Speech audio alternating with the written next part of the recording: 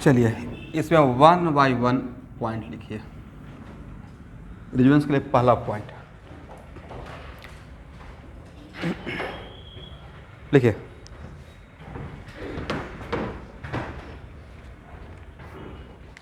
Resonance is a process, resonance is a process which involve change in position of, resonance is a process which involves change in position of pi electron, comma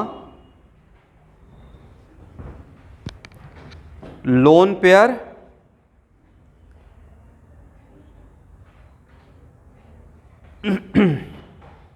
comma position of negative charge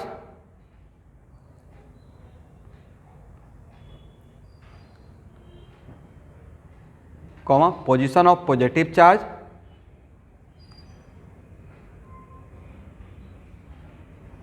as well as position of free radical, as well as position of free radical।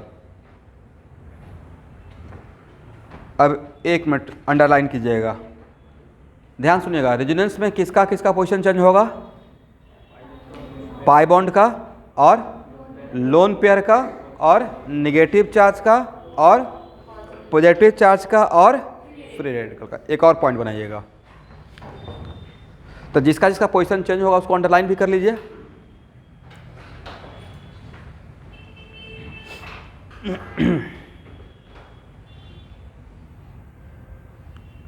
Second point, position of any sigma bond और atom, position of any sigma bond और atom does not change in resonance, does not change in resonance. ये सब golden point है। बोलिए, resonance में किसका position change नहीं होगा? सिग्मा बॉन्ड का और एटम का पोजीशन चेंज नहीं होगा। एक और पॉइंट लिखिएगा, the structure, third point, the structure arising due to, the structure arising due to change in position of pi bond, lone pair, negative charge, positive charge और free radical. The structure arising due to change in position of pi bond, lone pair, negative charge, positive charge और free radical are called resonating structure, are called resonating structure। क्या बोलेंगे everyone?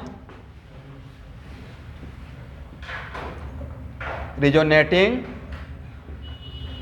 Structure, इसी को shortcut में हम लोग बोलते हैं आरएस, करेक्ट। और इसी का एक और नाम है कैनोनिकल स्ट्रक्चर, जिसको शॉर्टकट में क्या बोलेंगे? CS। तो जो भी लेट से आए हैं 2-3 पॉइंट के बिना आगे नहीं बढ़िएगा, प्लीज किसी से देख कर लिखिए।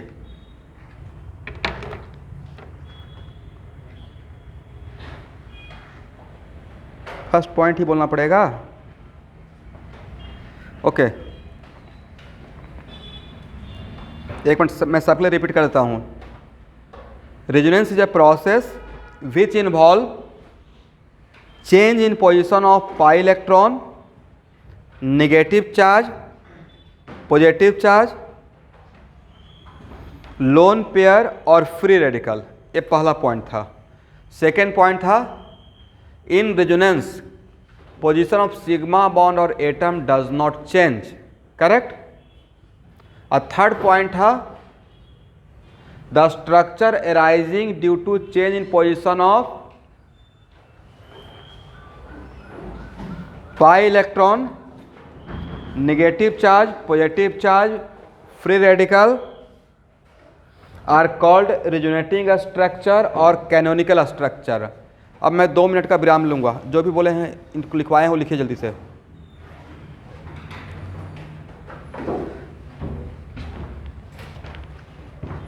जिस क्लास के लिए थोड़ा इंपॉर्टेंट देकर बोलते हैं कि प्लीज़ इसको थोड़ा सा शुरू से डे 1 से लेटर ए से स्टार्ट करना पड़ेगा, उसमें ज़्यादा सिंसियर रहिए, जल्दी से लिखिए, तो नहीं तो मुझे समझाने में फिर प्रॉब्लम हो जाएगा।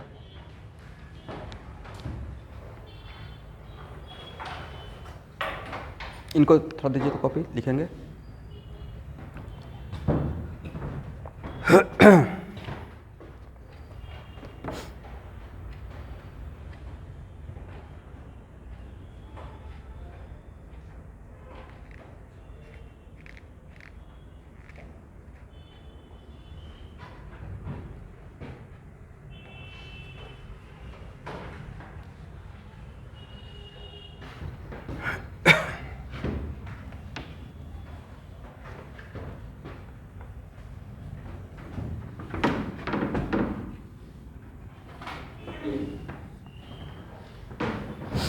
चलिए स्टूडेंट ध्यान से देखिएगा।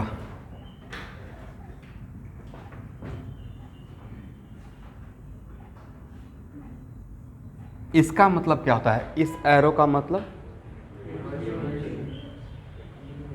इसका मतलब होता है कि A converted into B and B can also converted into A, B में भी कन्वर्ट हो सकता है और बी ए में भी कन्वर्ट हो सकता है, करेक्ट। तो सर मोटा मोटी ये जो साइन है वो रिवर्सेबल रिएक्शन का है, किसका है, रिवर्सेबल रिएक्शन दोनों डायरेक्शन में होता है, फॉरवर्ड भी होता है और बैकवर्ड भी होता है, करेक्ट।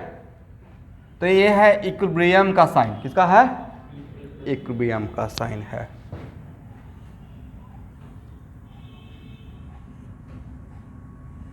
इसका मतलब क्या होता है, इस एरो का मतलब, तो सर इसमें भी तो लग रहा है कि C कन्वर्टेड इनटू T, हाँ या ना, और D also converted into C। Then what the basic difference between this arrow and this arrow,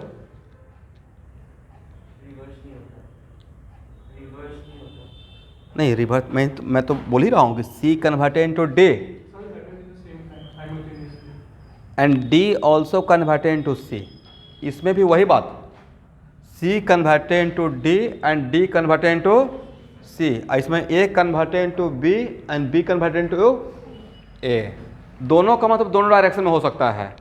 इस एरो का मतलब भी है C से D में जा सकते हैं और D से C में आ सकते हैं, और इस एरो का मतलब भी है कि A B में बन सकता है और B A में बन सकता है। Then what the basic difference, तो A एरो यूज करते हैं इक्विलिब्रियम के लिए, करेक्ट, और इस एरो के दोनों तरफ जो भी होता है केमिकल सब्सटेंस वो रियल कंपाउंड है, क्या है, रियल कंपाउंड, जिसको हम लोग आइसोलेट कर सकते हैं, लैब में रख सकते हैं, करेक्ट। बट इसमें इस एरो के दोनों तरफ जो भी होता है C D में कन्वर्ट हो सकता है, D C में, बट वो हम लोग का दिमाग का उपज है, हाइपोथेटिकल कॉन्सेप्ट है, इमेजिनरी कॉन्सेप्ट। C और D क्या है, इमेजिनरी कॉन्सेप्ट, करेक्ट।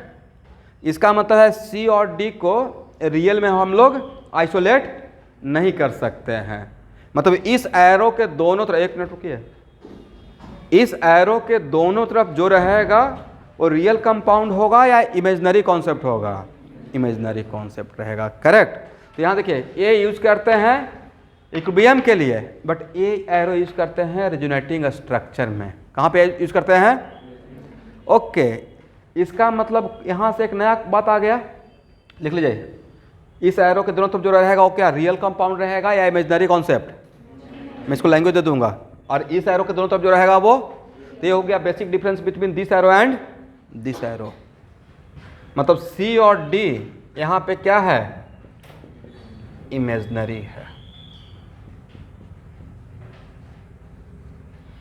तो नेक्स्ट पॉइंट और लिखिए एक, रिजोनेटिंग स्ट्रक्चर और कैनोनिकल स्ट्रक्चर। अब रिजोनेटिंग स्ट्रक्चर के लिए आज के बाद आरएस से काम चलाइएगा, ठीक है। रिजोनेटिंग स्ट्रक्चर और canonical structure are imaginary concept, does not exist in reality. Resonating structure और canonical structure are imaginary concept, does not exist in reality. यहां तक हो गया। तो आज बाद कोई पूछेगा रिजोनेटिंग स्ट्रक्चर क्या है, रियल कंपाउंड है या इमेजिनरी कॉन्सेप्ट है? Imaginary concept. तो फिर रियल क्या है, नेक्स्ट पॉइंट में लिखिएगा। Real concept is the one, real concept is the one which contain, real concept is the one which contain character of all resonating structure, which contain character of all resonating structure. Real concept is the one which contain character of all resonating structure, और जिसमें सबका character है उसको क्या बोलते हैं? Hybrid. क्या बोलेंगे? और किसका हाइब्रिड? रिजोनेटिंग स्ट्रक्चर का हाइब्रिड, दैट्स व्हाई इसको बोलते हैं resonance hybrid. Which is known as, उसमें कंटिन्यू कर लीजिएगा, which is known as resonance hybrid, which is known as resonance hybrid. यहां तक सबको समझ में आ गया एवरीवन?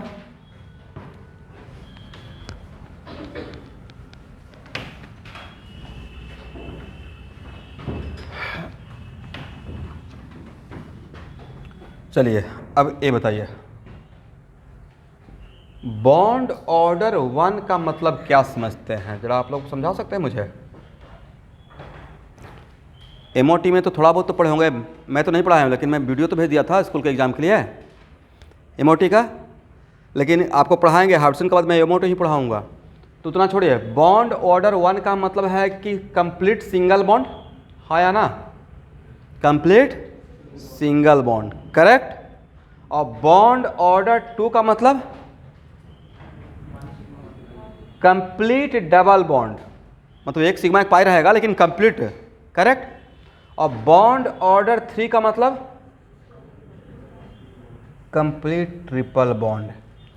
लेकिन आप में से कुछ लोग तो जानते होंगे कि बॉन्ड ऑर्डर 1.5 भी होता है, हाँ या ना? बॉन्ड ऑर्डर एमओटी में 1.5 भी तो होता है। तो बॉन्ड ऑर्डर 1.5 का मतलब क्या मानिएगा? कंप्लीट सिंगल, कंप्लीट डबल, या सिंगल और डबल के बीच का कैरेक्टर? ना ही कंप्लीट सिंगल है ना ही कंप्लीट डबल है, तो उसको हम लोग बोलते हैं पार्शियल डबल बॉन्ड। समझे एवरीवन? क्या बोलेंगे?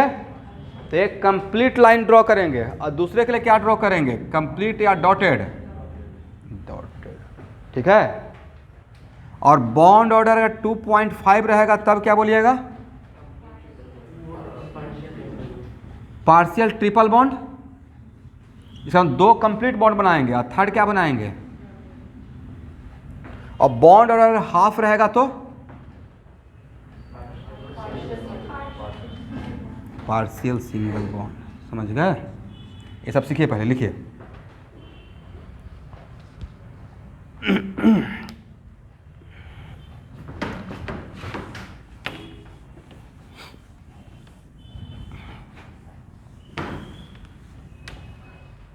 यहां तक हो गया?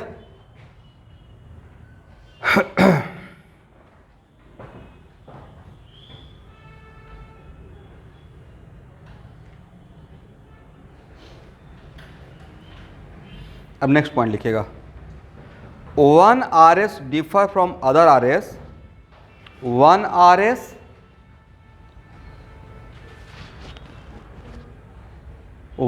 RS differ from other RS with respect to change in position of pi bond, one resonating structure differ from other resonating structure with respect to position of pi bond, comma, position of lone pair, comma, with respect to position of negative charge, with respect to position of positive charge.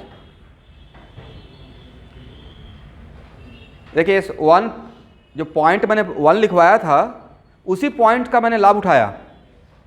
Resonance में किसका position change होता है? इन सब का। तो one resonating structure दूसरे resonating structure के respect में अलग रहेगा, करेक्ट?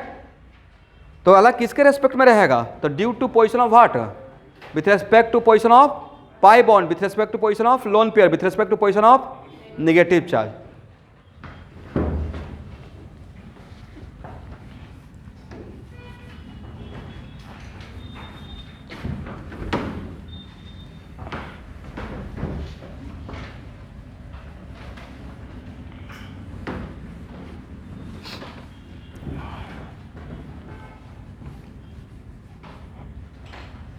यहां देखिए,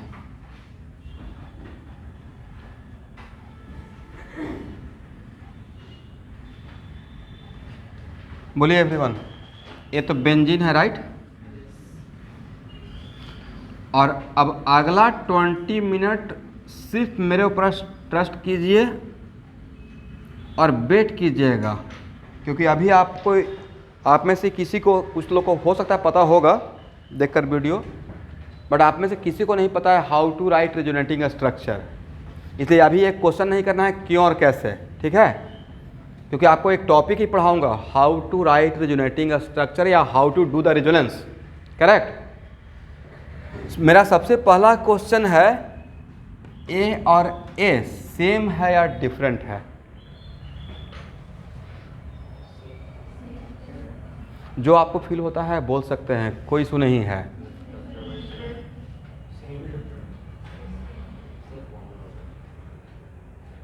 अपना अपना राय दीजिए भाई, दो ही बात हो सकता है सर, सेम नहीं तो डिफरेंट। मुझे तो सेम लग रहा है। किसको किसको सेम लग रहा है? मेरे सब लोग मेरे साथ हैं, जो कि गलत है। देखिए, मतलब सेम क्यों लग रहा होगा कि सर थोड़ा सा इसको ऐसे रोटेट कर दीजिए, राइट? इस मॉलिक्यूल को ऐसे पकड़िए और थोड़ा ऐसे घुमा दीजिए तो ऐसा नजर आएगा, करेक्ट? अब आज के बाद किसी भी मॉलिक्यूल का अगर रेजोनेटिंग स्ट्रक्चर ड्रॉ करने के लिए बोलेंगे तो उसमें जितना भी एटम है उसको नट और बोल्ट से कस देना है। क्या करना है? नट बोल्ट नहीं समझते हैं? मतलब अगर कार्बन नंबर C1 है और ये C2 है और ये C3 है, C4 है, C5 और C6 है, तो C1 जहाँ रहेगा रेजोनेंस में मॉलिक्यूल को नहीं घुमाना है, उस पाई जो रेजोनेंस में जिसका पोजीशन चेंज होने से रेजोनेटिंग स्ट्रक्चर बनेगा उसको घुमाना है। तो हम लोग क्या किए? मॉलिक्यूल को ही घुमा दिए, राइट? तो आज के बाद रेजोनेंस में क्या करना है? किसी में भी रेजोनेटिंग स्ट्रक्चर ड्रॉ करने के लिए बोलेंगे तो ऐसा नहीं कि मॉलिक्यूल को ही घुमा के दिखा रहे हैं सर ये हो गया। रेजोनेंस में मॉलिक्यूल जहाँ पे है वहाँ पे उसको फिक्स कर देना है, करेक्ट? क्या करना है? फिक्स सोचना है, घुमाना नहीं है। किसको नहीं घुमाना है? एटम या मॉलिक्यूल को रोटेट नहीं करना है। किसी स्ट्रक्चर को अगर हम लोग एनालाइज करने के लिए किसी का रेजोनेटिंग स्ट्रक्चर ड्रॉ करना है तो अगर जो एटम जहाँ पे है वहीं पे रहेगा। अब देखिए, इसमें पाई बॉन्ड किसके किसके बीच है? पहला बात तो याद रहेगा, ये बहुत फनी टाइप का बात था कि हाँ सर एटम को एकदम नट बोल्ट से फिक्स कर देना है, बट ये बहुत इंपॉर्टेंट बात है आपके लिए, करेक्ट? कम से कम आज के बाद इस बात से तो बचेंगे कि सर ऐसे घुमा देंगे, ऐसा नहीं घुमाना है, राइट? उसके बाद इसमें पाई बॉन्ड किसके किसके बीच में है? C1 C6 C4 C5 and C2 C3। इसमें पाई बॉन्ड, इसका नाम अभी भी C1 ही रहेगा। C1 C2 C3 C4 C5 C6। क्या यहाँ पे पाई बॉन्ड और वहाँ पे पाई बॉन्ड का लोकेशन सेम है? नहीं है। और 1 RS differ from other with respect to change in position of what? Pi bond, negative charge, positive charge, lone pair, free radical.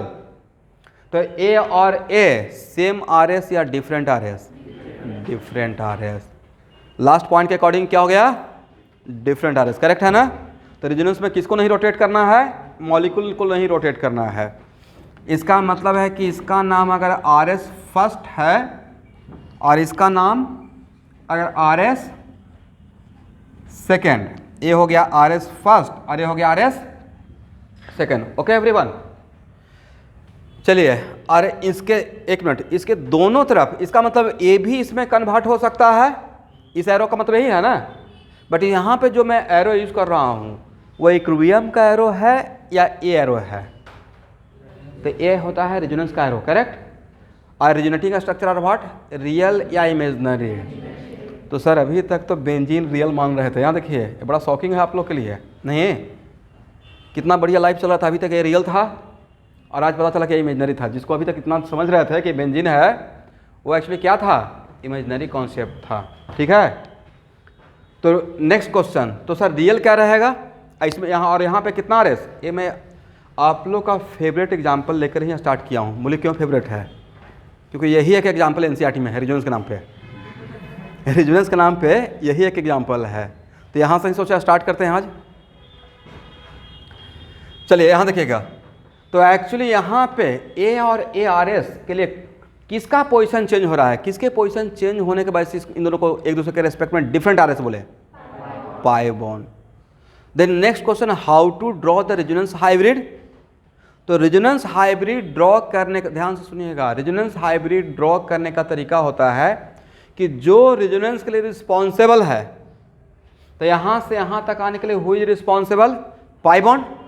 तो जो रेजोनेंस, और भाई रेजोनेंस के लिए रिस्पॉन्सिबल कौन कौन हो सकता है सर? रेजोनेंस में तो या तो पोजीशन पाई बॉन्ड का चेंज होगा, नहीं तो लोन पेयर का चेंज होगा, नहीं तो निगेटिव चार्ज का चेंज होगा, नहीं तो पॉजिटिव चार्ज का, नहीं तो फ्री रेडिकल का। इतना ही कहीं हो सकता है। ठीक है, तो यहाँ देखिए, जो रेजोनेंस के लिए रिस्पॉन्सिबल रहेगा उसको छोड़कर स्केलेटन ड्रॉ कर दीजिएगा। किस बात के लिए? बोलिए तो मैंने क्या बोला? For drawing the resonance hybrid, जो रेजोनेंस के लिए रिस्पॉन्सिबल रहेगा उसको छोड़कर क्या करेंगे? स्केलेटन। तो यहाँ पे कौन रिस्पॉन्सिबल था? किसका पोजीशन चेंज होने की वजह से इसको आर एस बोल दिए हैं? Pi bond. तो मैंने पाई बॉन्ड को छोड़कर स्ट्रक्चर ड्रॉ कर दिया, करेक्ट। और रेजोनेंस हाइब्रिड में सिर्फ इसका कैरेक्टर रहता है, सिर्फ उसका रहेगा, या दोनों का कैरेक्टर रहेगा? दोनों का कैरेक्टर रहेगा। तो यहाँ देखिए भाई, इस आर एस में C1 और C6 के बीच में कैसा बॉन्ड है? इसका नाम भी लिख देंगे, 1 2 3 4 5 6। ठीक है, इसमें इसके बीच में कैसा बॉन्ड है? बोलिए डबल बॉन्ड। और यहाँ पे क्या है? तो बीच का, वहाँ पे क्या लिखेंगे? यहाँ पे डबल लिखें, सिंगल लिखें, या बीच का character? Partial double. Single bond और डबल बॉन्ड के बीच का कैरेक्टर होगा ना। सिर्फ इसका 100% कैरेक्टर यहाँ पर रखें, सिर्फ इसका 100%, या दोनों का कैरेक्टर? तो दोनों का कैरेक्टर, किसमें डबल बॉन्ड है, इसमें डबल बॉन्ड नहीं है, सिंगल बॉन्ड है, तो बीच का कैरेक्टर क्या रहेगा? पार्शियल डबल बॉन्ड, करेक्ट है ना। यहाँ पे क्या है देखिए, तो सिंगल, और इसमें क्या है? डबल। बीच का कैरेक्टर क्या रहेगा? Partial double. इस तरीके से क्या सब जगह ऐसा हो जाएगा? देखिए,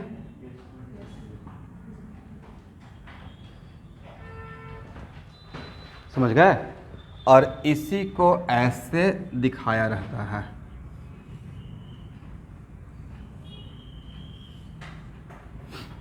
तो आप लोगों में से बहुत लोग पूछे थे कि सर बेंजीन में ऐसे सर्किल दिखाने का क्या मतलब होता है? तो सर्किल का मतलब वो होता है कि पूरा पाई बॉन्ड ऐसे इसमें घूम रहा है। ठीक है, कभी यहाँ पे आ रहा है, कभी यहाँ पे आ रहा है, यहाँ पे है, फिर यहाँ पे है। इस तरीके से हर जगह पे पाई क्लाउड है, करेक्ट। और ये मेरा क्या हुआ? Then how many resonance hybrid? भाई हाइब्रिड तो एक ही रहेगा ना, जिसमें सबका कैरेक्टर रहेगा, तो इसका भी कैरेक्टर रहेगा और इसका भी कैरेक्टर। यहाँ तक समझ में आ गया? ओके।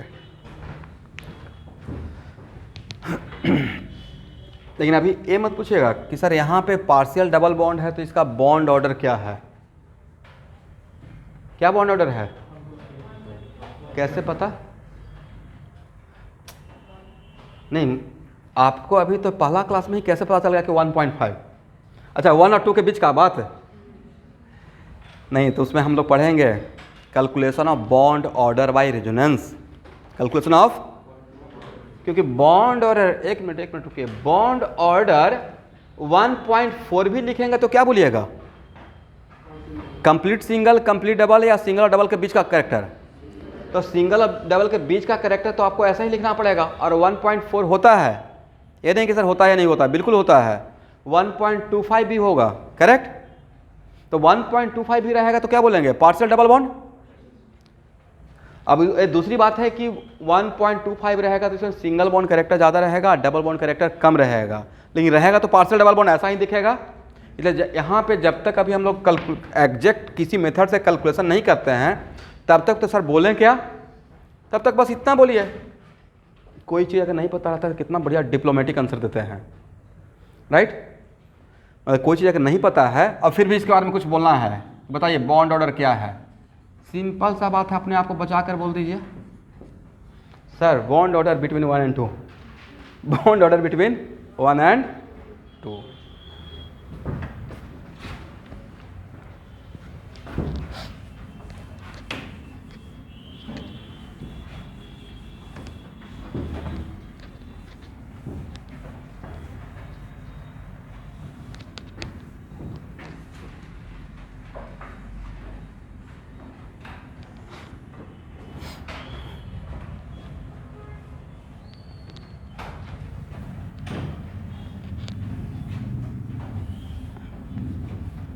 यहाँ देखिए, ध्यान से देखिएगा स्टूडेंट। अभी जितना भी एग्जाम्पल ले रहे हैं उसमें मेरे ऊपर भरोसा करना पड़ेगा आपको। क्यों होता है, कैसे होता है, बाद में।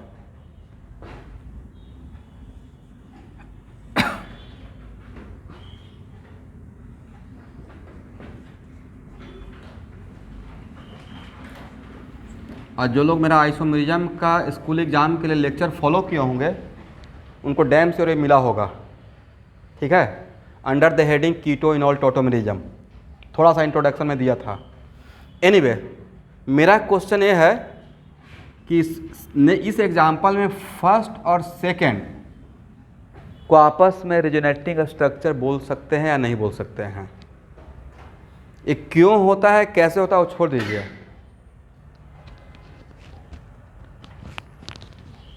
Very good.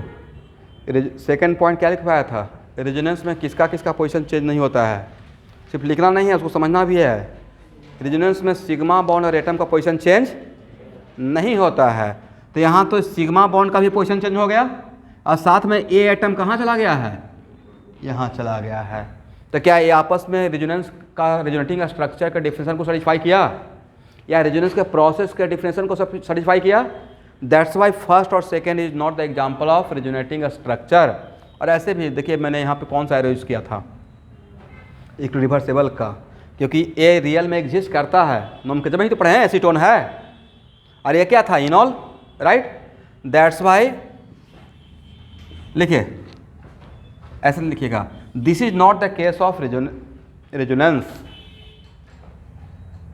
यहाँ पे एरो तक लिखिए, this is not the case of resonance. कोई पूछेगा रीजन क्या है तो क्या बोलना है? In this case position of sigma bond as well as atom both are changes which is not possible in resonance, which is not allowed in resonance. लिख पाएंगे ना आप लोग? This is not the case of resonance because in this example position of sigma bond as well as atom both are changes which is not allowed in resonance. यहां तक समझ में आ गया?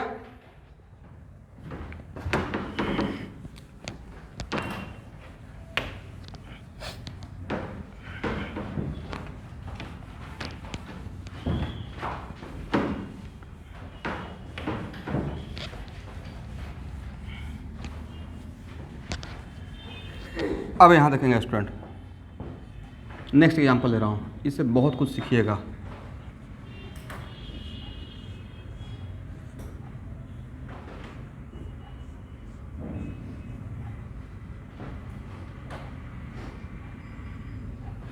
बस अभी जानिए क्यों ऐसे होता है ये सब कुछ आपको भी 1-2 क्लास के बाद पता चल जाएगा, ठीक है। बट अभी के लिए फॉर मोमेंट लोन पेयर, यहाँ देखिएगा, ये लोन पेयर और ये पाई बॉन्ड के बीच में कितना का गैप है? 1 बॉन्ड का गैप है। कितना गैप है? बाद में बोल देंगे कि जो भी दो आपस में रेजोनेंस करता है उसके बीच में अगर 1 बॉन्ड का गैप रहता है तो उसको बोलते हैं कि both are conjugation, both are in conjugation, या बोथ सिस्टम आर कंजुगेटेड। और लोन पेयर अगर रेजोनेंस में इन्वॉल्व होता है आगे के क्लास में under the heading how to write resonating structure, क्योंकि आप में से किसी को भी अभी आपके एक आध को पता भी होगा, तो ये नहीं पता है कि कैसे रेजोनेटिंग स्ट्रक्चर ड्रॉ करें, राइट? नॉलेज है how to draw the resonating structure?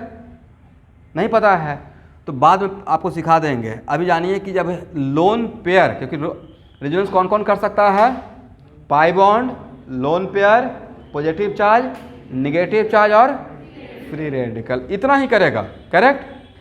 और जब लोन पेयर करेगा तो ऑलवेज इलेक्ट्रॉन का फ्लो लोन पेयर से स्टार्ट होता है। कहाँ से स्टार्ट होता है?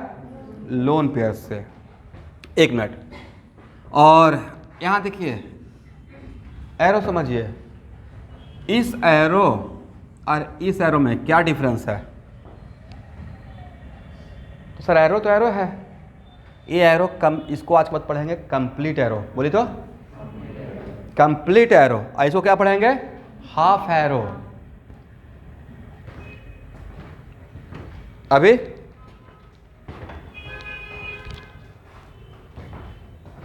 चलिए, तो ये इसको बोलते हैं कंप्लीट एरो, ऐसे क्या बोलेंगे? Half arrow. तो कंप्लीट एरो एक ऐसा ट्रांसपोर्टर है जो ऑलवेज अपने साथ 2 इलेक्ट्रॉन लेकर मूव करेगा। बोलिए मैंने क्या बोला, थोड़ा आप लोग रिपीट कीजिए। कंप्लीट एरो कैसा ट्रांसपोर्टर है? ऐसा ट्रांसपोर्टर जो ऑलवेज अपने साथ कितना इलेक्ट्रॉन लेकर मूव करेगा। और हाफ एरो कितना? अब ये अगर 2 हो तो ये कितना? 1। और नेचुरली 1 बॉन्ड बनाने के लिए, लिखिए मत, आज आप लोग बस सुनिए और थोड़ा बहुत लिखिए। और 1 बॉन्ड बनाने के लिए मोटा मोटी कितना इलेक्ट्रॉन चाहिए? नेचुरली 2 इलेक्ट्रॉन चाहिए, करेक्ट। यहां देखिए मैंने कितना, कैसा एरो यूज किया?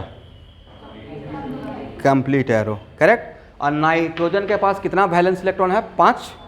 इसमें से 3 बॉन्ड बनाए हुए था, तो इसके पास कितना वैलेंस इलेक्ट्रॉन बचा होता? 2, मतलब 1 lone pair means what? 1 lone pair, correct. और यहाँ से 2 यहाँ पे 2 इलेक्ट्रॉन यहाँ से यहाँ आया, एग्री?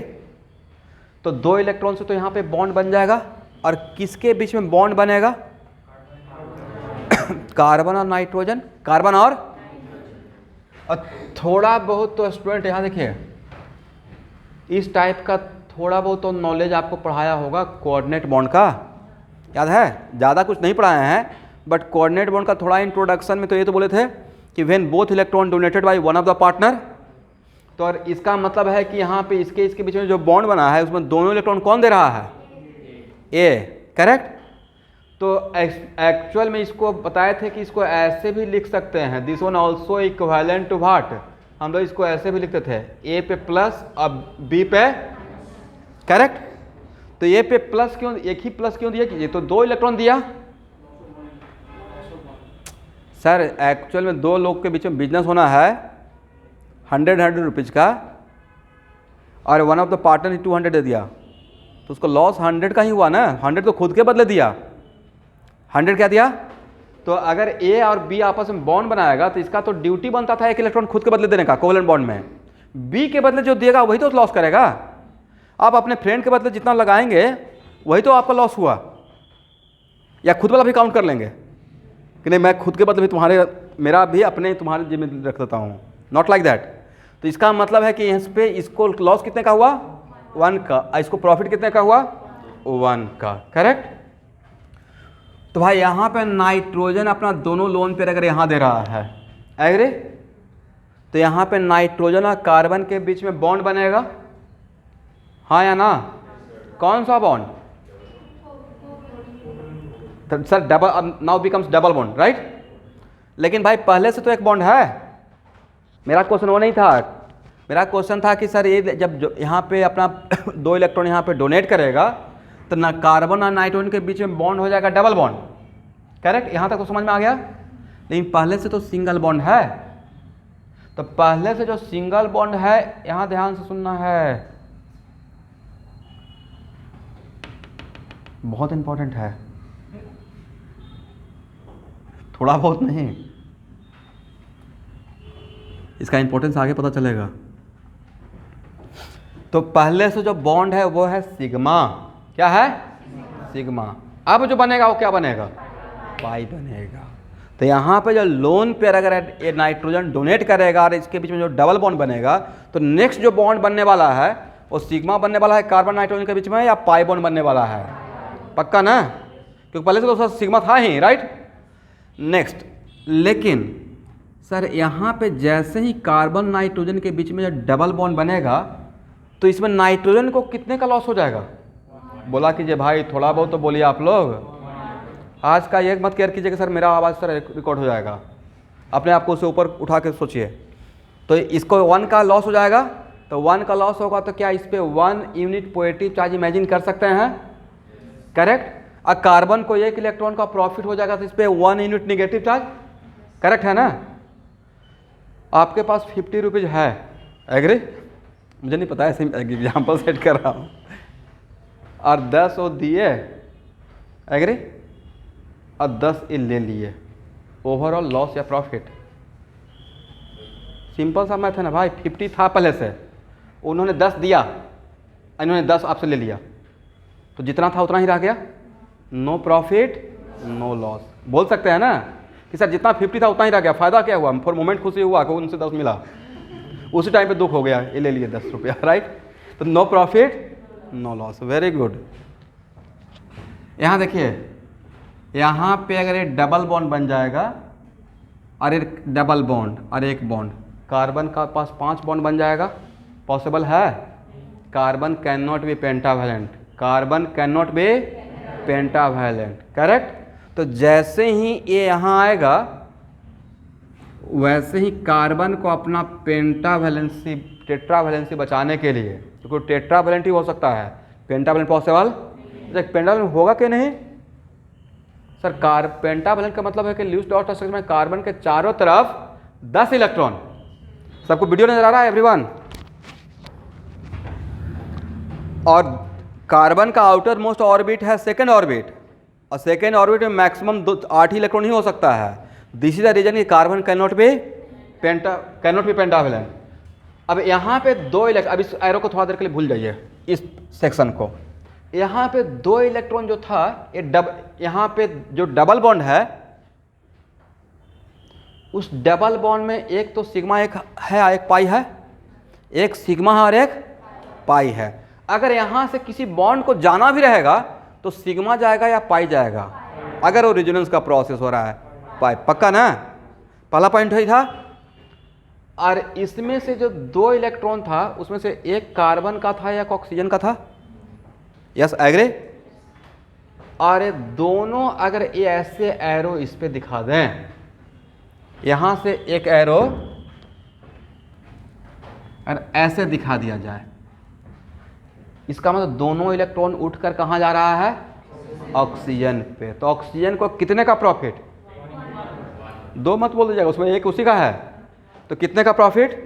1 इलेक्ट्रॉन का प्रॉफिट हो गया। बट इस एरो से कार्बन को कितने का लॉस? इस एरो से कार्बन को 1 का लॉस, एग्री। इस एरो से कार्बन को कितने का प्रॉफिट? 1 का प्रॉफिट। तो इसके वजह से 1 यूनिट पॉजिटिव, इसके वजह से 1 यूनिट नेगेटिव। तो ओवरऑल व्हाट? नो, जीरो नहीं, जीरो प्रॉफिट नहीं, नो लॉस नो प्रॉफिट। मतलब कार्बन अगर न्यूट्रल था तो अभी भी बाद में भी क्या रहेगा? न्यूट्रल रहेगा। यहां तक बातें समझ में आ गया? तो क्यों हुआ ये नहीं समझ में आया, लेकिन इतना तो समझ में आ गया, हाँ ऐसा हो रहा है।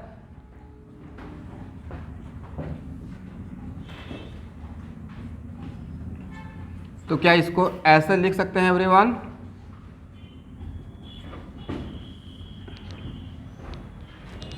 करेक्ट है ना? और तो जैसे यहाँ पे पूछ सकते थे सर आपने नाइट्रोजन पे पॉजिटिव दिया, ऑक्सीजन पे नेगेटिव दिया, कार्बन पे कुछ क्यों चार्ज नहीं दिया? उसका आंसर तो मैंने दे दिया। कार्बन पे क्यों नहीं चार्ज दिए? क्योंकि सर कार्बन का एक तरफ से बॉन्ड टूटा तो दूसरे तरफ से बॉन्ड बन भी गया, एक तरफ से लॉस हो रहा है तो दूसरे तरफ से क्या हो रहा है? प्रॉफिट हो रहा है। दैट्स वाई कार्बन पे अगर चार्ज जीरो था तो अभी भी चार्ज क्या रहेगा? जीरो रहेगा। करेक्ट है? ओके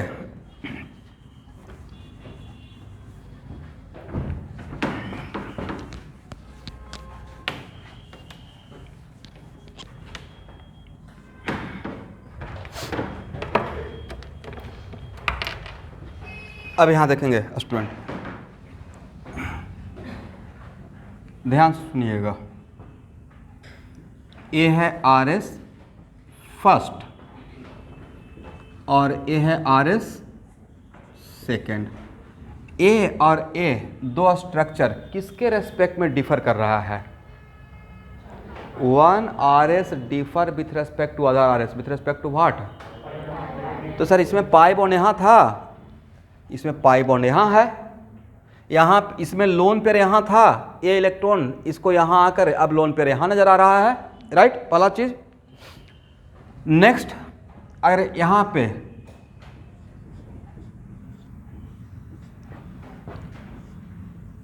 अब आपसे बोला जाएगा कि ड्रॉ द रेजोनेंस हाइब्रिड, तो रेजोनेंस हाइब्रिड ड्रॉ करने के लिए मैंने क्या बोला? जो रेजोनेंस के लिए रिस्पॉन्सिबल रहेगा उसको छोड़कर स्ट्रक्चर ड्रॉ कर देना है। तो यहाँ पे जो मैंने दो एरो रेजोनेंस में दिखाया, तो इसमें रेजोनेंस में किसके वजह से यहाँ से वहाँ गए? Loan pair of nitrogen and pi bond, correct? तो लोन पेयर ऑफ नाइट्रोजन और पाई बॉन्ड को छोड़कर मैंने क्या ड्रॉ कर दिया? Skeleton, structure, and this is my structure. Correct है यहाँ तक? अब बोलिए, इस आर एस में यहाँ पे डबल बॉन्ड है बट यहाँ पे क्या है? Single bond. तो यहाँ पे बीच का कैरेक्टर क्या होगा? Partial double bond, correct? इसमें यहाँ पे सिंगल बॉन्ड है, यहाँ पे है डबल बॉन्ड, तो बीच का कैरेक्टर क्या होगा? यस। नेक्स्ट, इस केस में यहाँ पे चार्ज जीरो है, न्यूट्रल है ना नाइट्रोजन, बट इसमें तो नाइट्रोजन पे 1 यूनिट पॉजिटिव चार्ज है, तो जीरो चार्ज और 1 यूनिट पॉजिटिव चार्ज के बीच का कैरेक्टर क्या रहेगा? बोलिए पार्शियल पॉजिटिव। क्या बोलिएगा? डेल प्लस का मतलब क्या होता है? कंप्लीट 1 यूनिट पॉजिटिव चार्ज या partial positive charge? Partial positive charge. इसका मतलब जीरो चार्ज और 1 यूनिट पॉजिटिव चार्ज के बीच का कैरेक्टर क्या रहेगा? Del plus, correct?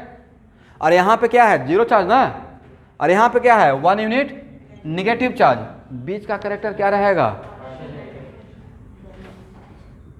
Partial negative charge. यहां तक समझ में आ गया है?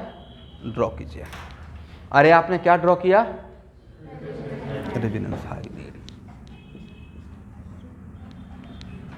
हाँ,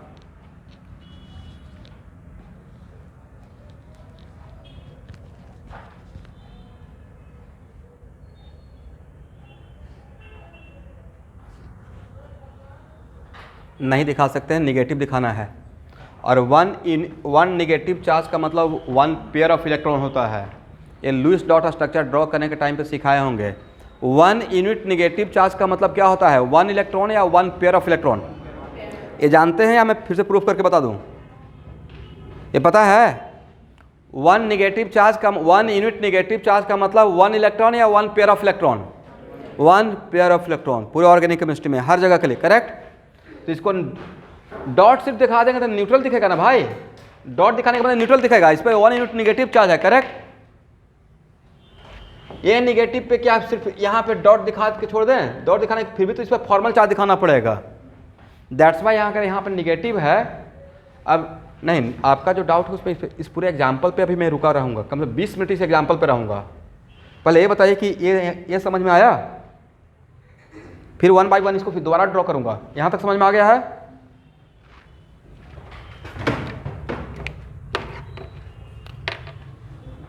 देखिए, फर्स्ट क्लास में बहुत पेशेंस रखना पड़ेगा। मैं पहले ही बोल दिया कि आपको, मुझे पता है कि आपको how to draw the resonating कैसे नहीं पता है।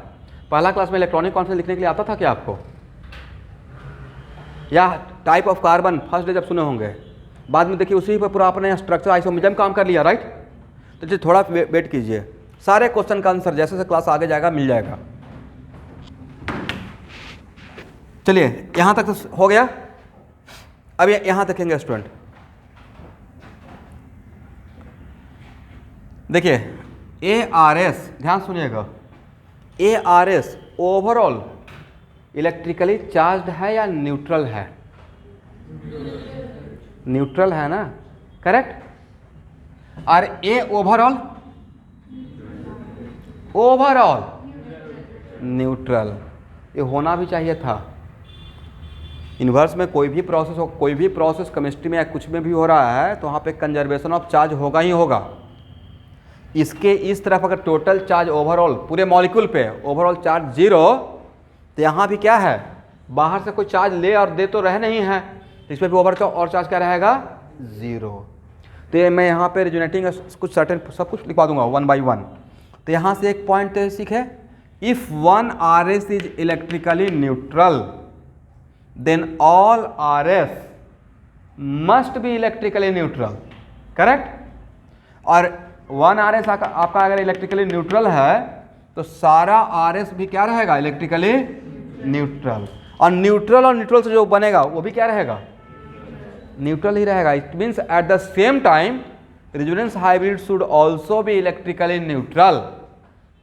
इसका मतलब, एक मिनट रुकिए, तो इस कॉन्सेप्ट के बाद अगर आपसे पूछेंगे कि इस पे जितना मैं, किसी का ऑडियो ऑन है, तो अगर इस नाइट्रोजन पे किसी का ऑडियो भाई म्यूट कर लीजिए, तो यहाँ पे अगर जितना अमाउंट पॉजिटिव चार्ज है, पॉजिटिव चार्ज का मैग्नीट्यूड, उतना ही मैग्नीट्यूड इस पर निगेटिव चार्ज रहेगा। बोलिए क्यों? अगर सेम अमाउंट में निगेटिव और पॉजिटिव चार्ज नहीं रहेगा तो क्या कैंसिल करे? मोबाइल रखिए पहले।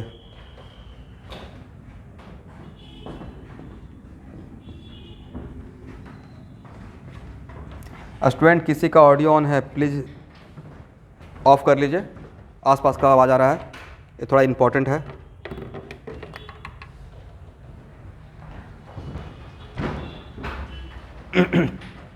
यहाँ देखिए, इसका मतलब है कि अगर क्वेश्चन पूछा जाएगा कि यहाँ पे जितना मैग्नीट्यूड निगेटिव चार्ज का है उतना ही मैग्नीट्यूड यहाँ पे पॉजिटिव चार्ज का रहेगा, वजह according to conservation of charge. एक लाइन लिखिए नीचे। इसका मतलब इस कॉन्सेप्ट से this one must be equal to what, this one. नीचे लिखिए, if 1 RS is electrically neutral, if 1 RS is electrically neutral, then all RS must be electrically neutral. Then all RS must be electrically neutral. And at the same time,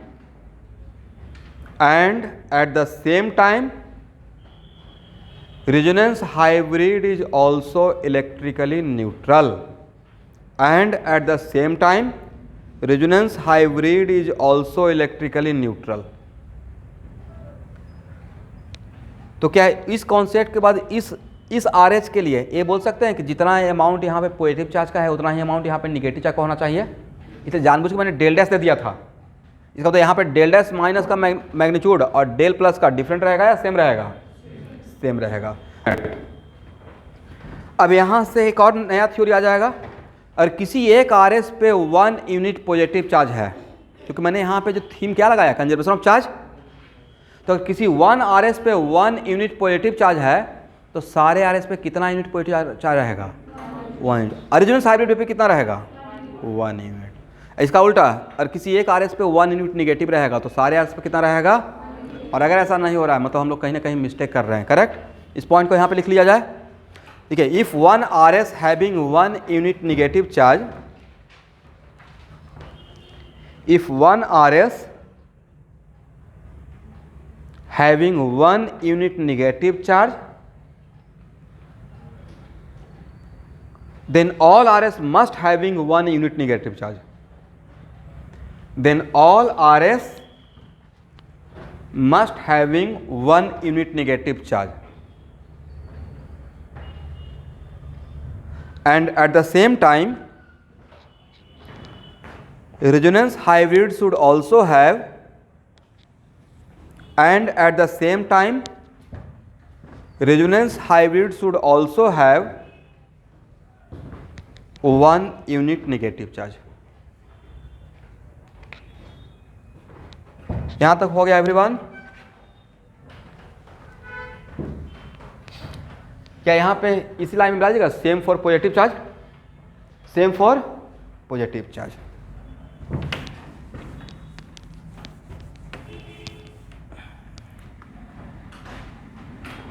अब ध्यान से देखिएगा,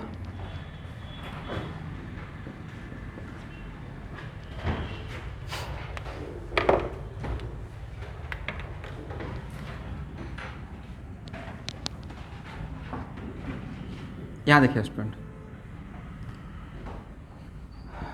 मैं RS first को draw कर रहा हूं।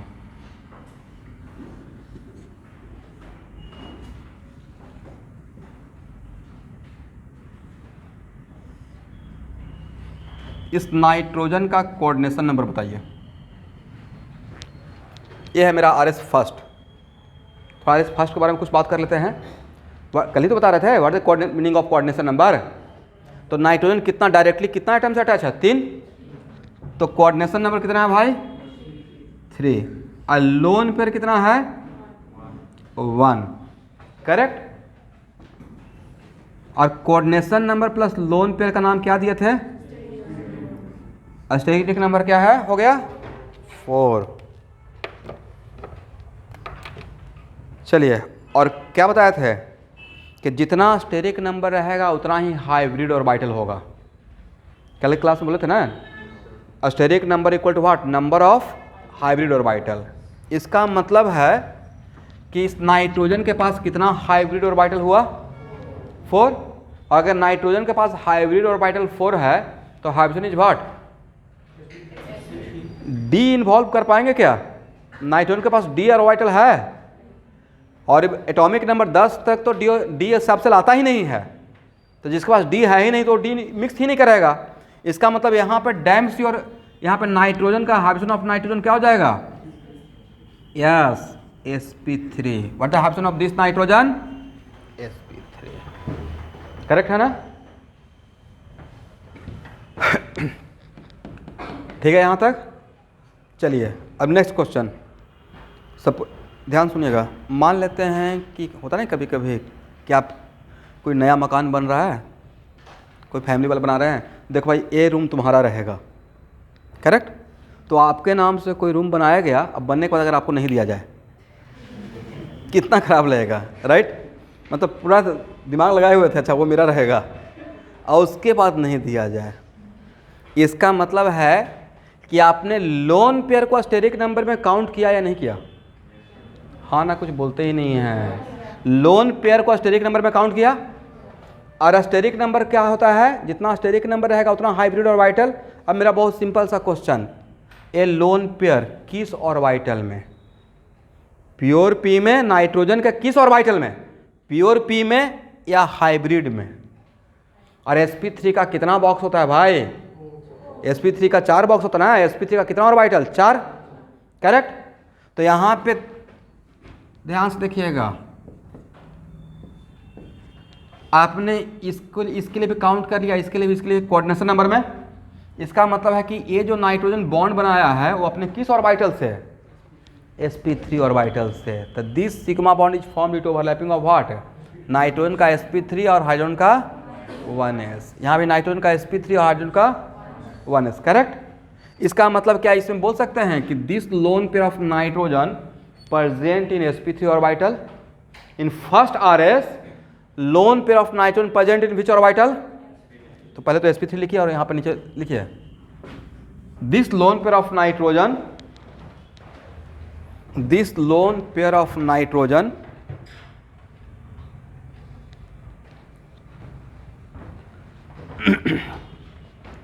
present in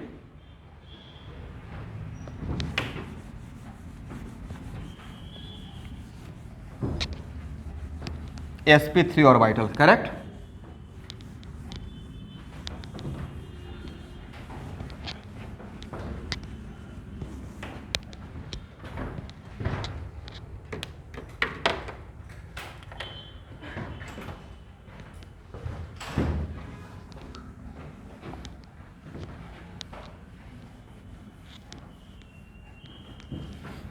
अब यहाँ देखेंगे,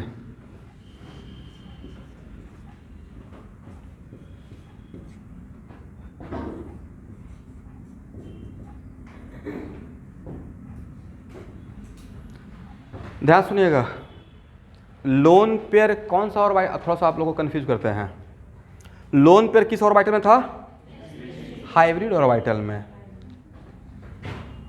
और भाई यहाँ पे आकर बॉन्ड कौन सा बना रहा है? Pi bond. और आप लोग को सिखाया क्या है?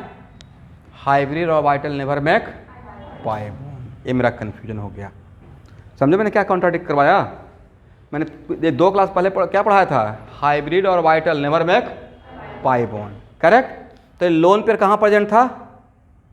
हाइब्रिड में। और यहाँ पे आकर बना कौन सा बॉन्ड रहा है? तो बहुत डेप्थ का बात बता रहा हूँ, क्योंकि पहले से तो सिग्मा था, अब ये आकर क्या बनाएगा?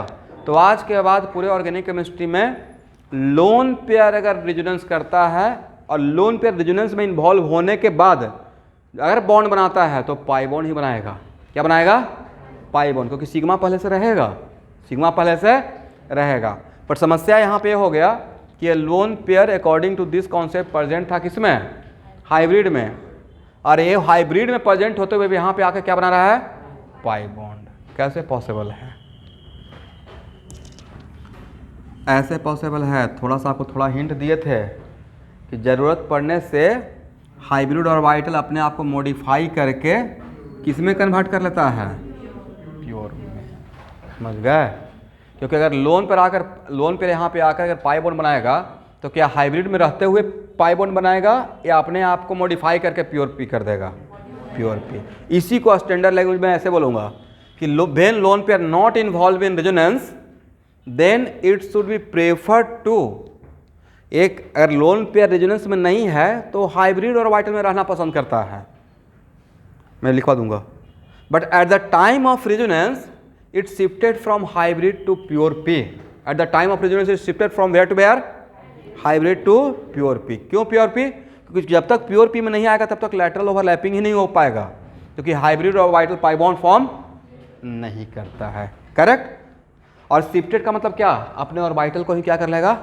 मॉडिफाई कर लेगा। लेकिन नेक्स्ट क्वेश्चन, उससे पहले मैंने एक लाइन बोलकर निकल गया, क्या? कि when lone pair not involve in resonance then it prefer to be in hybrid orbital. वो अपने आप को कहाँ रखना पसंद करेगा? हाइब्रिड में। रीजन? ये दोनों पॉइंट नोट करेंगे। यहाँ देखिए, एक सिचुएशन ए है और एक सिचुएशन ए है, किसमें ज़्यादा अट्रैक्शन? यहाँ देखिए भाई,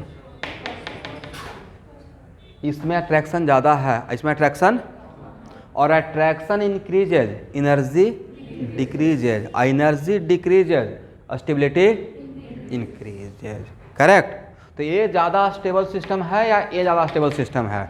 ये ज़्यादा स्टेबल है और ये कम स्टेबल है। एक मिनट, तो sp3 और प्योर पी में sp3 एंड प्योर पी किसका साइज बड़ा होता है? Pure P let P Y या पी जेड, तो भाई इसका साइज बड़ा रहेगा ना। तो अगर लोन पेयर को ऐसे अगर लोन पेयर को प्रीफरेंस दिया जाए तो न्यूक्लियस से दूर रहना पसंद करेगा या न्यूक्लियस के पास? न्यूक्लियस के पास। तो इसमें रहेगा तो न्यूक्लियस का थोड़ा क्लोज रहेगा और इसमें रहेगा तो न्यूक्लियस से थोड़ा दूर रहेगा। तो अगर उसको रेजोनेंस में नहीं जाना हो, जब तक रेजोनेंस में नहीं गया, अगर रेजोनेंस में नहीं जाना हो तब तक वो कहाँ रहना चाहेगा? हाइब्रिड में। But at the time of resonance मजबूरी है, किस में आना पड़ेगा? प्योर पी में, करेक्ट। इसका मतलब हम लोग क्या यहाँ पे देख रहे हैं कि lone pair of nitrogen at the time of resonance shifted from where to where? Hybrid orbital to pure P, because इसको क्या बनाना है? Pi bond. इस लाइन को आप लोग समझ पाए? लिख लीजिए।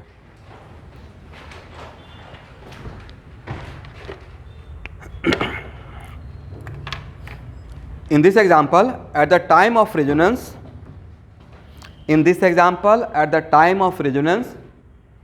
lone pair of nitrogen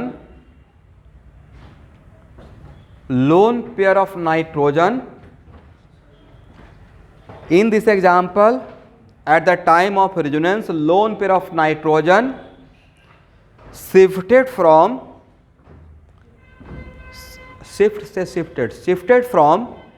hybrid orbital to pure p orbital.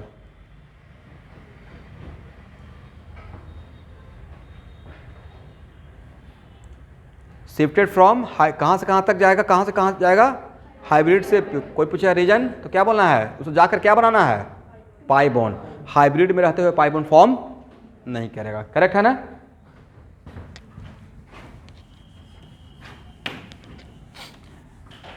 चलिए यहाँ तक आप लोग समझ में आ गया। यहाँ देखिए फर्स्ट क्लास है, बाद में यूज टू हो जाइएगा, ये 100 बार ऐसा ऐसा बात आएगा। ध्यान से देखिए, इसमें बहुत क्वेश्चन इंडिकेशन मिलेगा। अब भाई यहाँ देखिएगा, एक बात तो सीख पाए क्या हुआ है। अब यहाँ पे फिर से एक बार मुझे नाइट्रोजन का कोऑर्डिनेशन नंबर बताएं, बोलिए। 3 अलोन पेयर। अब ये है मेरा आर एस सेकेंड, ये मेरा क्या है आर एस सेकेंड, और ये कौन सा आर एस फर्स्ट। करेक्ट है ना।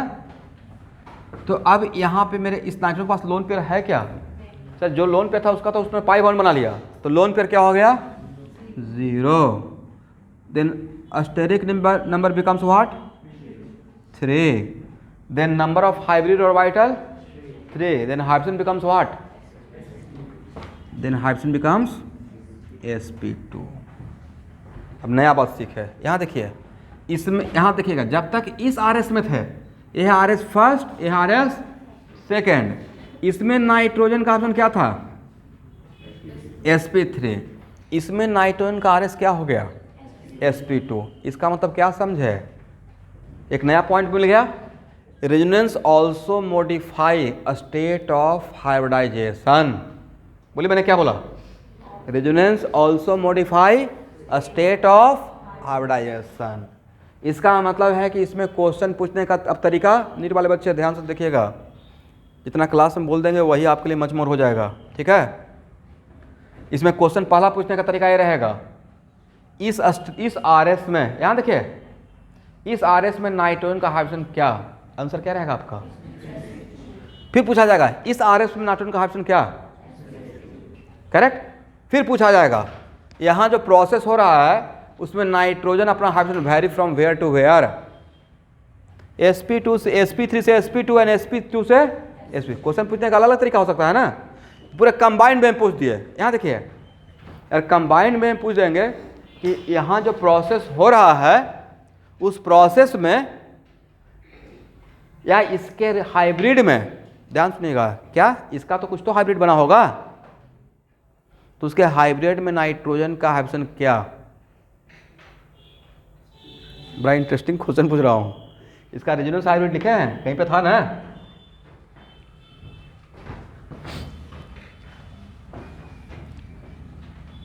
तो ये सही क्वेश्चन फिर रहेगा सर, इसका रेजोनेंस हाइब्रिड में एग्जैक्टली तो नहीं बोल सकते हैं, करेक्ट, क्योंकि इसमें कैरेक्टर दोनों का रहेगा, इसका भी रहेगा। और तब यहाँ पे इसमें ऐसा क्वेश्चन आपसे नहीं पूछा जाएगा कि इसका रेजोनेंस हाइब्रिड में क्या ऑप्शन रहेगा। इसे अगर ऐसा पूछा भी जाएगा तो जैसा क्वेश्चन पूछा जाएगा वैसा आंसर दे दीजिएगा। तो मैंने मान लीजिए आपसे पूछ ही दिए what the hydrogen of this one, R S देकर क्या दे दिए, तो आप बोल दीजिए बिटवीन sp3 एंड sp2। क्या बोलिएगा, बिटवीन sp3 एंड sp2। ना ही 100% sp3 है और नहीं 100% sp2 है, करेक्ट है। तो यहाँ पे आंसर क्या रहेगा, between sp3 and sp2, correct.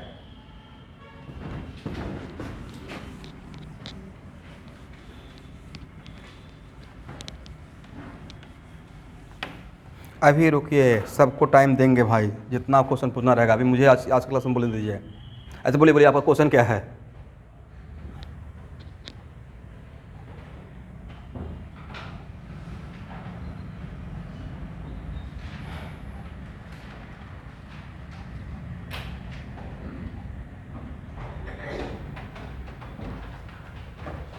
अभी ये सब चीज़ का आंसर आपको ऑटोमेटिक मिल जाएगा।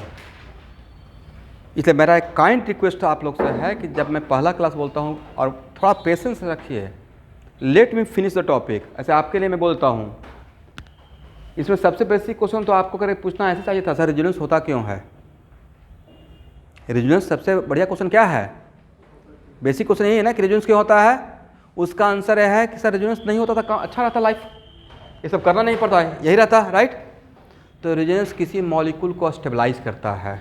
रेजोनेंस का प्रोसेस किसी मॉलिक्यूल को क्या करता है, स्टेबलाइज करता है by way of releasing some amount of energy which is called resonance energy, correct. तो रेजोनेंस यहाँ से यहाँ और यहाँ से यहाँ तक अगर आता है, एक मिनट, अरे तो पहले से हम लोग जानते हैं, एक आपको रदरफोर्ड मॉडल से पहले एक छोटा सा मॉडल का ड्रॉबैक पढ़ाया था, रदरफोर्ड मॉडल, और उसमें एक था मैक्सवेल का क्लासिकल थ्योरी ऑफ इलेक्ट्रोडायनेमिक्स, और उसके अकॉर्डिंग कोई भी चार्ज पार्टिकल अगर डीलोकलाइज होता है, मतलब एक जगह से दूसरे जगह पे जाता है under the influence of force, तो इलेक्ट्रोमैग्नेटिक वेव रिलीज करता है।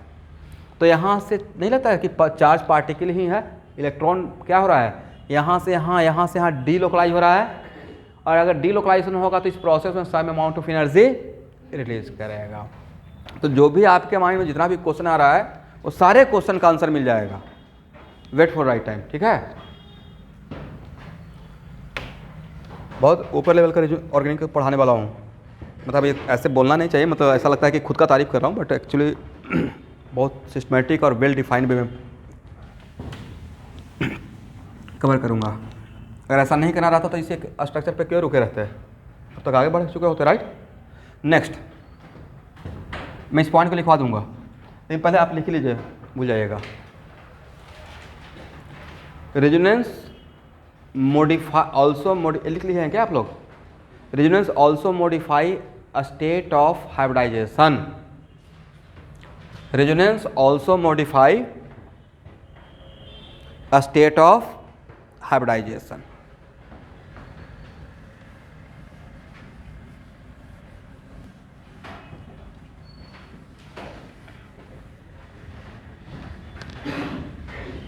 ये तो प्रूफ मिल गया कि मॉडिफाई होता है। यहाँ पे sp3 था, यहाँ पे क्या हो गया sp2। एक बार ऑक्सीजन का भी देख लेते हैं, तब और आप लोग को कॉन्फिडेंस आ जाएगा। ये है मेरा RS फर्स्ट,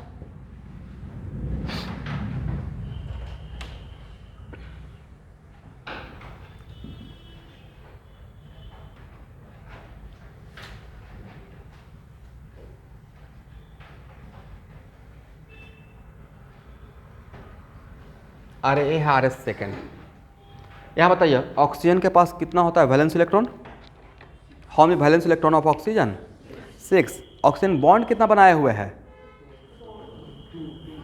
4 बॉन्ड। तो मैं आज तक पहला बार सुन रहा हूँ, ये तो डेमो क्लास में पूछे थे, कहीं मिलेगा तो मुझे दिखाइएगा। आज तक मिला है 2 एटम के बीच 4 बॉन्ड। चलिए तो यहाँ पे ऑक्सीजन अपना कितना इलेक्ट्रॉन खर्च कर चुका है 2, 4 नहीं भाई, 2 तो इसमें कार्बन का रहेगा, तो 2 खर्च किया तो इस पर 4 इलेक्ट्रॉन बचा रहेगा ना। तो ऑक्सीजन के पास कितना lone pair 2 lone pair, correct. और इलेक्ट्रॉन 4 है, पेयर कितना है 2। कोऑर्डिनेशन नंबर कितना ऑक्सीजन का, इससे डायरेक्टली कितना एटम अटैच है 1, कोऑर्डिनेशन नंबर 1। और लोन पेयर कितना है भाई 2। देन स्टेरिक नंबर कितना हो जाएगा 3। देन हाइड्रोजन sp2 क्या बोलिएगा, इसका मतलब यहाँ पे ऑक्सीजन का हाइड्रोजन क्या है sp2 है, ठीक है ना। यहाँ तक बातें समझ में आया। और बोलिए यहाँ पे ऑलरेडी कितना लोन पेयर है, यहाँ देखिए कितना लोन पेयर है 2। और यहाँ से इलेक्ट्रॉन sp2 समझ में आ गया ना आपको। मतलब यहाँ पे इसका क्या था, पहले से 2 लोन पेयर था भाई, पहले से 2 लोन पेयर, और उसके वजह से इसका हम लोग को जोड़ जाकर कितना आया है हाइड्रोजन sp2।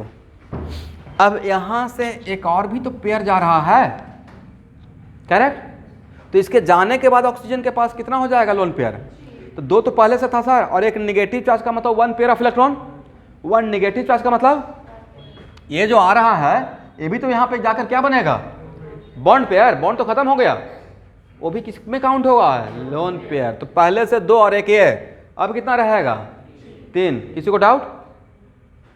हाँ ना, बोलिए।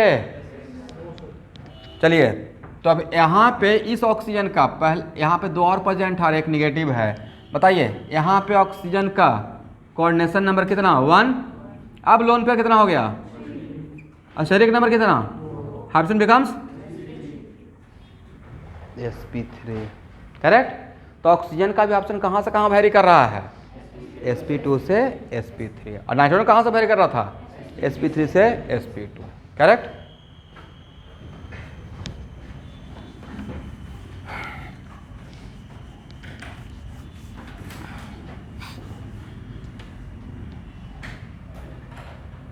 क्या बोले? हाँ बोलिए बोलिए।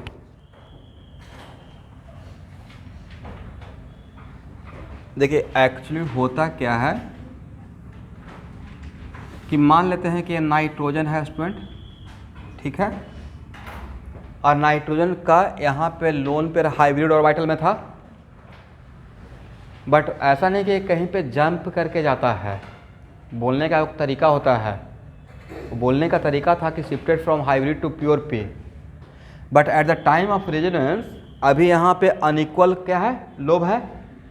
ये अपने लोब को ही मतलब मिक्सिंग हाइड्रोजन से आउट कर लेता है और इस अपने ऑर्बिटल को इस तरीके से मॉडिफाई कर, जहाँ पे लोन पेयर है वो ऑर्बिटल का दोनों लोब इक्वल बन जाता है। और ये तो कैरेक्टर है प्योर पी का, ये कैरेक्टर क्या है, और ये मॉडिफाई होना पड़ता है, ठीक है। दैट्स वाई मैं बोल रहा हूँ कि एक्चुअली शिफ्ट नहीं करता है, मॉडिफाई कर लेता है। उसी को मैं बोलता हूँ lone pair shifter from where to where, hybrid to pure P. और ये भी बोल रहा हूँ कि इतना डेप्थ में no one going to ask you, ये नीट लेवल का क्वेश्चन कभी नहीं आएगा कि हाँ कैसे क्या हो रहा है, अच्छा हाइब्रिड से प्योर पी चला गया। लेकिन एक कॉमन क्लास है और यहाँ पे इन चीज़ों को समझना चाहिए। आपका फर्स्ट क्लास ये है तो सारा पिक्चर क्लियर रहना चाहिए, अदरवाइज कभी लाइफ में सपोज कि आपको दिमाग में आ गया था कल के डेट में तो हाइब्रिड आप सबका निकालना जान ही जाइएगा, फिर तो आपको दिमाग में आता कि अच्छा ये लोन पे तो हाइब्रिड ऑर्बिटल में है, आज नहीं आता, आज मैं शॉर्टकट निकल सकता था, बट 5 या 10 दिन के बाद तो आता है ओके ये लोन पे तो हाइब्रिड ऑर्बिटल में है, राइट। और सर बोले कि ये आकर यहाँ पे पाई बॉन्ड बनाएगा, और सर ही पढ़ाए हैं कि हाइब्रिड और पाई बॉन्ड, तो मैं जो बोला उसको कंट्राडिक्ट हो जाता, उस कॉन्ट्राडिक्शन को यहाँ पे क्लियर कर लिया कि एक्चुअली होता कुछ और है कि जब तक ये रेजोनेंस में नहीं जाता रहता है, रेजोनेंस में नहीं जाता है तब तक ये अपने आप को हाइब्रिड में रखना पसंद करेगा, क्योंकि हाइब्रिड में रखेगा तो न्यूक्लियस का ज़्यादा पास रहेगा, अट्रैक्शन ज़्यादा बना रहेगा। But at the time of resonance कहाँ से कहाँ शिफ्ट कर जाएगा, हाइब्रिड से प्योर पी में। करेक्ट है, सही है ना, समझ में आ गया सबको? बोलते ही नहीं भाई।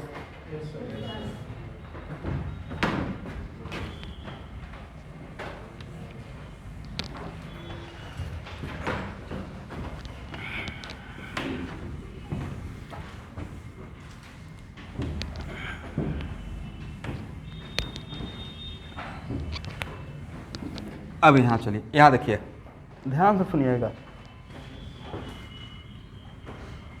अच्छा स्टूडेंट, बॉन्ड ऑर्डर इंक्रीजेज, अगर बॉन्ड ऑर्डर ज़्यादा होता है 2 एटम के बीच में तो बॉन्ड लेंथ ज़्यादा होता है या कम होता है? ये तो कभी ऐसा सुना है कि बॉन्ड ज़्यादा बन रहा है दूर जा रहे हैं? सिंगल बॉन्ड से अगर डबल बॉन्ड तो एटम दूर जाएगा या और पास आएगा? Very good. तो बॉन्ड ऑर्डर इंक्रीज है, बॉन्ड लेंथ, वेरी गुड। इसका उल्टा क्या होगा everyone? Then bond length increases. फिर से सेम स्ट्रक्चर को लिखेंगे, ठीक है।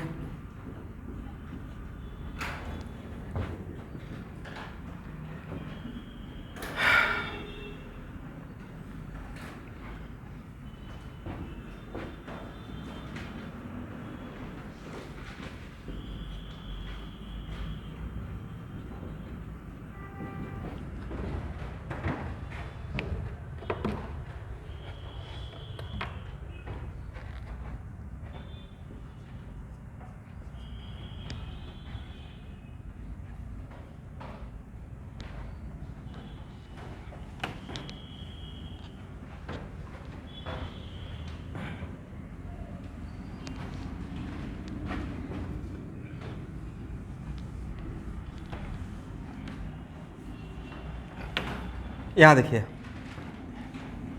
ये है R S first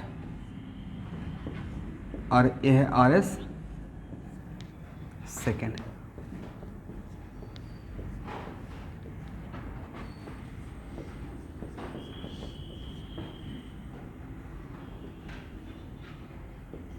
del minus del plus, ये मेरा क्या था, रेजोनेंस हाइब्रिड। अब यहाँ देखिए, अब मैं कंपेयर करने जा रहा हूँ आर एस फर्स्ट का आर एच के साथ। Which one is the real, R S या R H? R S, R H. Resonance hybrid is the real concept. Resonating structure is what, imaginary. आज के क्लास में लिखवा है ना। अब नेक्स्ट क्वेश्चन, एक मिनट, अगर फॉर मोमेंट ऐसे मान लीजिए कि यहाँ पे अगर ये रेजोनेंस का प्रोसेस नहीं होता, अगर रेजोनेंस का प्रोसेस नहीं होता तो कार्बन और नाइट्रोजन के बीच में तो कंप्लीट सिंगल रहता।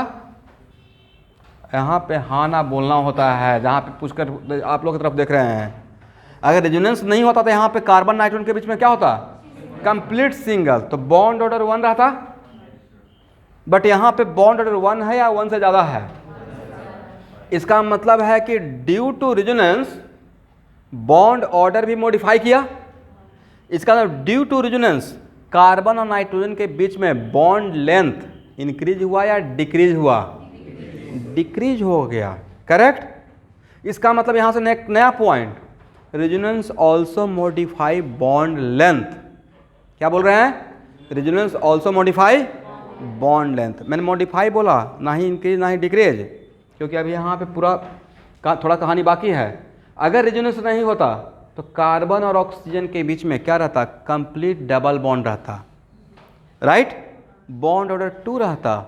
बट ड्यू टू रेजोनेंस यहाँ पे बॉन्ड ऑर्डर 2 है या लेस देन 2 हो गया, तो कार्बन ऑक्सीजन के बीच में बॉन्ड ऑर्डर डिक्रीज हो गया, तो बॉन्ड लेंथ क्या हो गया, इंक्रीज। इसका मतलब है कि ड्यू टू रेजोनेंस या by resonance bond length also modify, and कहीं का इंक्रीज करे, कहीं का डिक्रीज करेगा एट द कॉस्ट ऑफ कहीं का इंक्रीज करेगा। नहीं समझे? हर जगह का इंक्रीज नहीं करेगा, कहीं का बढ़ेगा तो कहीं का घटेगा। ऐसा नहीं कि हर जगह का बढ़ रहा है, करेक्ट। फॉर एग्जाम्पल यहाँ का डिक्रीज किया, यहाँ का क्या हुआ, डिक्रीज, तो यहाँ क्या हुआ है, इंक्रीज। बढ़िया था ना। तो these are the what, effect of what, resonance. आज का पूरा क्लास सिर्फ इंट्रोडक्शन चल रहा है, जस्ट मतलब कि हाँ रेजोनेंस में क्या क्या हो सकता है। इसका मतलब ये सब टॉपिक हेडिंग बनेगा आगे चलकर, इस पे क्वेश्चन सेट किया, पूरा क्लास में क्वेश्चन करवाया जाएगा कि रेजोनेंस की वजह से बॉन्ड लेंथ का ऑर्डर क्या होगा, ठीक है। तो लिखिए एक point, when we compare R S first with R H, when we compare R S first with RH, we observe that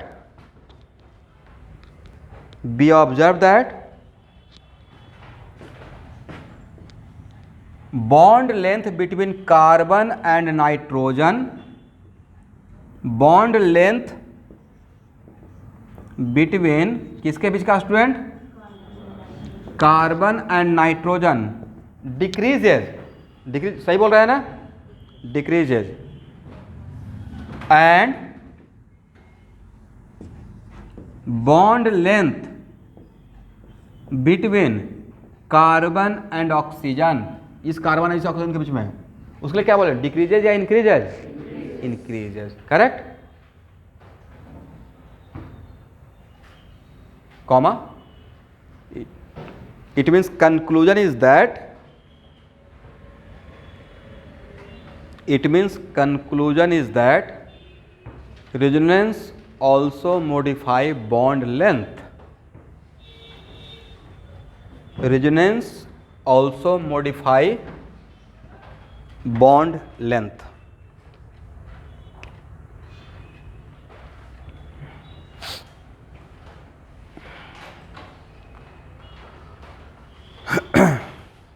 तो रेजोनेंस क्या क्या मॉडिफाई कर सकता है student, state of hybridisation, correct.